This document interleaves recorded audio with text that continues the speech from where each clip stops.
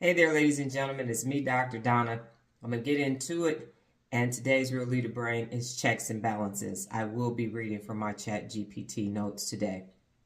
The definition of checks and balances when it refers to the brain is that it's different brain regions that need to regulate, inhibit, or support one another to maintain cognitive, emotional, and behavioral balance.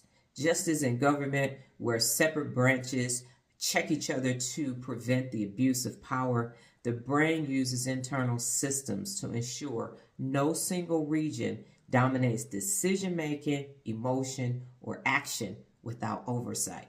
Isn't that cool? If you think about it in that capacity. And so you have the prefrontal cortex, which is executive decision making.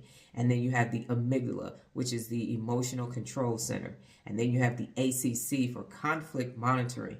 And then you have the basal ganglia, and that's for the action and habit regulation formation, the insula for self-awareness and emotional salience, and then the hippocampus for memory and context.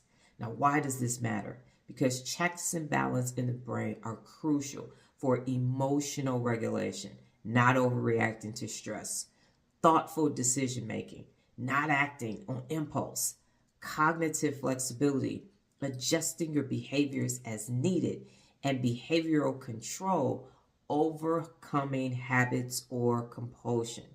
So think of it in this capacity, and here's a brain-based analogy. Think of the prefrontal cortex as the president, the amygdala as Congress, and the anterior cingulate cortex as the Supreme Court. They constantly interact with each other to check and maintain balance between logic, emotion, and action. So yes, you have your own internal neurological checks and balance system. Now, I'd like to have a caveat to that. When you are allowing all of the systems to work as they were designed, this system works perfectly. So you can't have the amygdala trying to do the president's job, and you can't have the ACC trying to do the amygdala's job.